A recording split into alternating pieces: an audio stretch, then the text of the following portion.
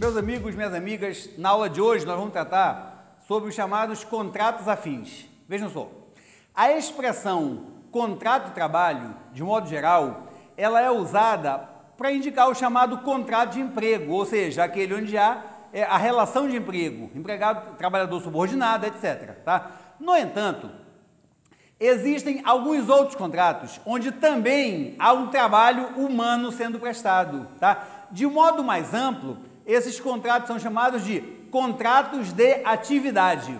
E em alguns desses contratos de atividade, quando o trabalho é desenvolvido por pessoa física, há ou pode haver alguma semelhança com o contrato de trabalho. São chamados contratos afins. E é importante que façamos esse estudo para deixar claras as diferenças entre esses contratos afins e o verdadeiro contrato de trabalho, o nosso contrato de emprego. E nós vamos começar examinando o contrato de empreitada.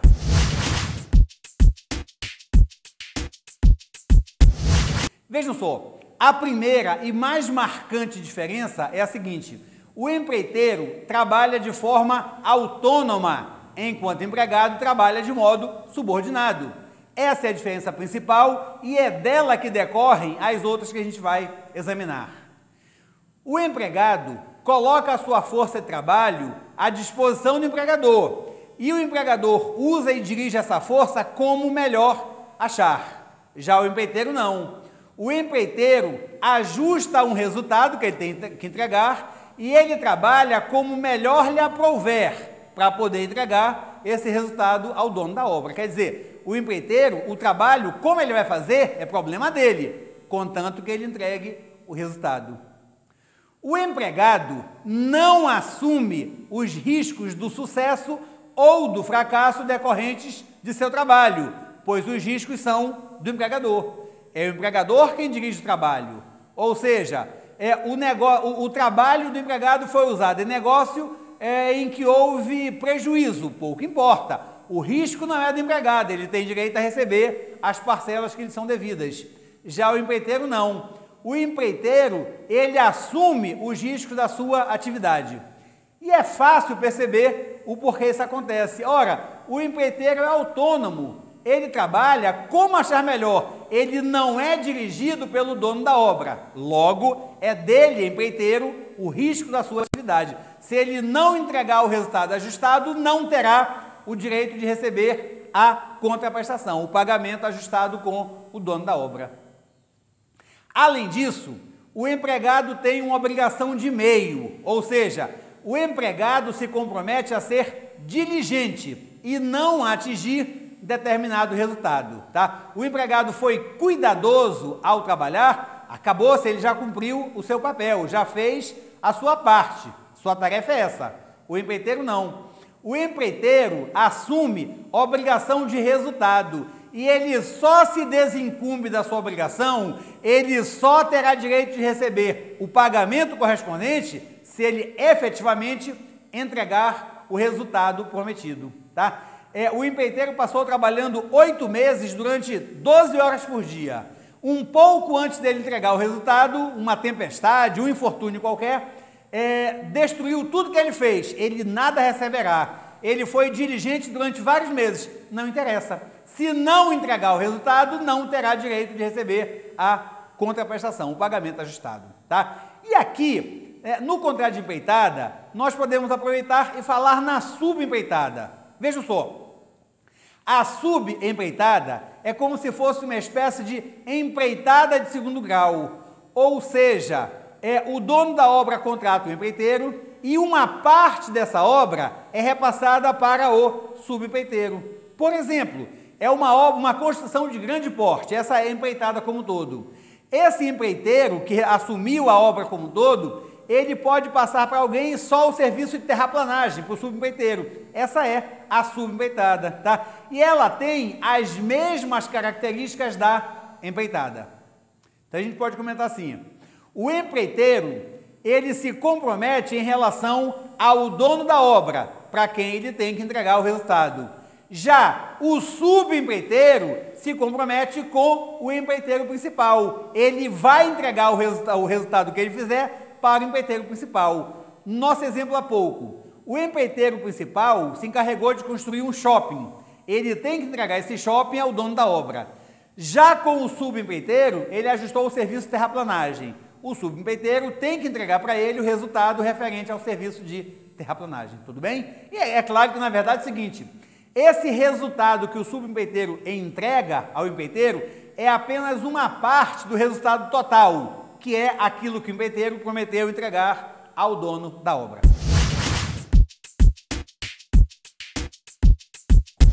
Um outro contrato afim é o contrato de prestação de serviços, tá? Vejam só, o prestador de serviços, ele trabalha de modo eventual para cada tomador, enquanto o empregado presta seus serviços de modo não eventual. Está aí uma diferença básica. Há outras, é claro, e a gente vai continuar. O prestador de serviços, ele pode trabalhar de modo autônomo ou subordinado. Já o empregado, como nós sabemos, sempre trabalha de modo subordinado. Vejam só, na prática até a gente percebe o seguinte, de modo geral, os prestadores de serviço de maior qualificação trabalham de modo autônomo. Os médicos, os dentistas, os advogados, quer dizer, o modo como eles trabalham não é dirigido, em regra, pelo paciente ou pelo cliente. Já os prestadores de serviço que têm menor qualificação, em regra, apenas colocam sua força de trabalho à disposição da outra parte e se obriga esse prestador a prestar qualquer serviço que seja compatível com as suas forças e com as suas condições. Aliás, isso consta expressamente do artigo 601 do Código Civil, tá? Por exemplo, um pedreiro que vai fazer uma calçada na casa de alguém. Normalmente o pedreiro se apresenta com a sua força de trabalho, mas o que ele vai fazer e como ele vai fazer será dirigido, será determinado pelo dono da casa, tá? Então, qualquer trabalho compatível com suas forças e com as suas condições, artigo 601 do Código Civil. O contrato de prestação de serviços, ele é personalíssimo em relação aos dois contratantes, ou seja, tanto em relação ao prestador quanto ao tomador de serviços, tá? E não pode haver sucessão em relação a qualquer dessas partes contratantes sem que a outra tenha concordado. Código Civil, artigo 605. Já o contrato de trabalho, não. O contrato de trabalho só é personalíssimo em relação ao empregado.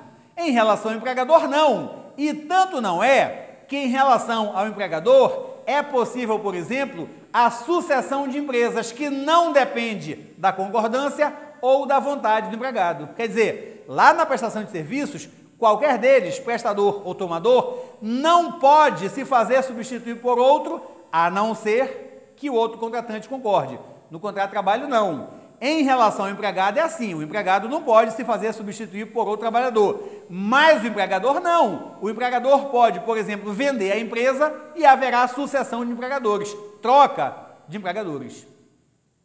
Além disso, marcando ainda essas diferenças, o contrato de prestação de serviços, precisamente por ser personalíssimo, ele termina com a morte de qualquer das partes. O contrato de trabalho, não. O contrato de trabalho, mesmo quando se trata de empregador pessoa física, ele não termina automaticamente com a morte do empregador. Da mesma forma que não termina com a aquisição de uma empresa por outra, tá? E, na verdade, essa é uma consequência da diferença anterior. Ou seja, na prestação de serviços, o contrato é personalíssimo, é intuito personae, em relação a ambos. Logo, se qualquer deles morrer, termina o contrato. Já o contrato de trabalho, não. Ele é personalíssimo em relação ao empregado. Se o empregado morrer, o contrato termina, mas não em relação ao empregador. O empregador, se for pessoa física e morrer, ou se for pessoa jurídica e se for substituído por outra empresa, não termina o contrato, vai continuar normalmente.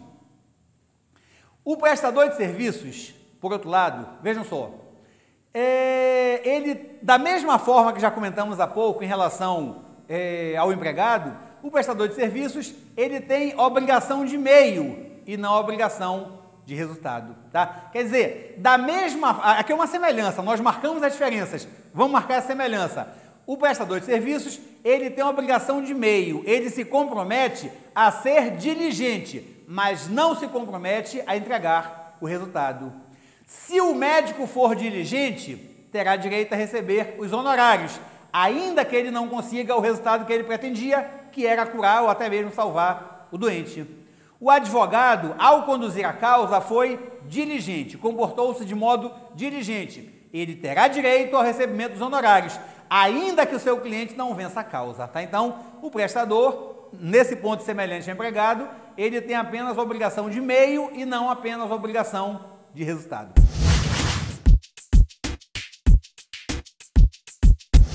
O próximo contrato que nós vamos examinar é o de locação de mão de obra, tá? Essa expressão, locação de mão de obra, hoje é usada para indicar as empresas de trabalho temporário, aquelas reguladas pela Lei número 6.019/74. A atividade dessas empresas de trabalho temporário, ela consiste em colocar à disposição de outras empresas, temporariamente, a força de trabalho de seus próprios empregados em troca de pagamento. Essas empresas, digamos assim, entre aspas, elas alugam a força de trabalho. Por isso é que se fala em locação, aluguel, locação de mão de obra, aluguel da força de trabalho, é nesse sentido, tá? O trabalhador temporário, ele não é empregado da empresa tomadora de serviços, ele é empregado da empresa de trabalho temporário, tá? Ainda que esse trabalhador temporário trabalhe na atividade permanente do prestador de serviço, com pessoalidade, com subordinação e em troca de um salário, ele não é empregado, não se forma vínculo dele com a empresa tomadora de serviços. Se o amigo observar, nós mencionamos todas as características do contrato de trabalho. Pessoalidade, não eventualidade, quer dizer, atuar na atividade permanente, em troca de salário, subordinação, mas ele não é empregado. Foi por isso que nós chamamos a atenção para marcar a diferença, tá? Esse trabalhador temporário, ele é empregado da empresa de trabalho temporário, ele presta os serviços para o tomador, mas não é empregado do tomador, embora estejam presentes características idênticas àquelas lá do contrato de emprego, do contrato de trabalho em sentido estrito. Outro contrato que a gente vai examinar, contrato afim, é o contrato de sociedade. Vejam só, aqui, em geral, é mais fácil de identificar a diferença, porque entre os sócios, no contrato de sociedade, ao contrário do que acontece no contrato de trabalho, entre os sócios não existe subordinação. O empregado, ao contrário, como a gente já sabe, sempre é subordinado ao empregador. O sócio assume os riscos da atividade, ou seja, se da atuação empresarial resultar prejuízo, o sócio perde o seu capital e ou o seu trabalho, tá? Por outro lado, se essa atividade empresarial der lucro, ele recebe os lucros auferidos. Ao contrário do empregado, que não tem nada a ver nem com prejuízo e nem com os lucros. O empregado não corre risco algum, pois o direito dele de receber salário não depende dos resultados que a empresa venha a alcançar. Por outro lado, a empresa deu lucro. O empregado não tem automaticamente direito a receber os lucros, até poderá ter, eventualmente, se houver programa de participação nos lucros e resultados.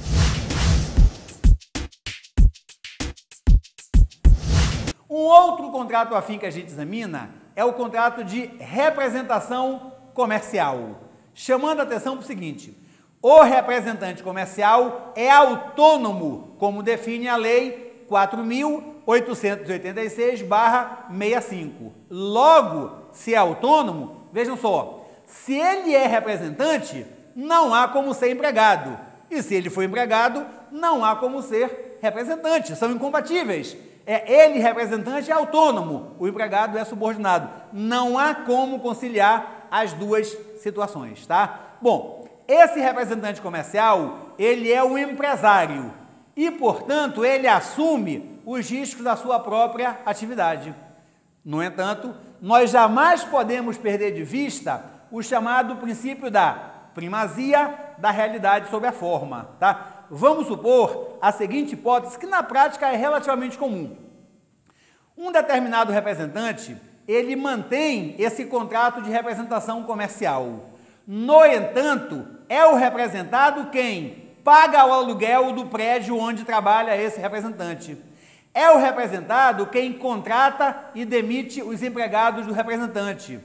É o representado quem paga a conta de luz, água e telefone do representante.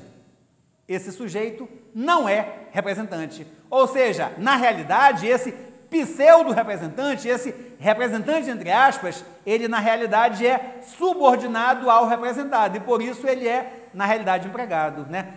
Chama-se, não, atenção, primazia da realidade sobre a forma. Não basta constar do papel que ele é representante. É claro que precisa que as características reais do contrato sejam aquelas do contrato de representação. E a principal delas é essa questão da autonomia. Se ele é autônomo, até poderá ser representante comercial. Mas se não é, representante ele não será jamais, tá? A gente vai examinar, no caso real, se ele é empregado ou não. Mas uma coisa é certa, se ele for subordinado, com certeza, representante não será.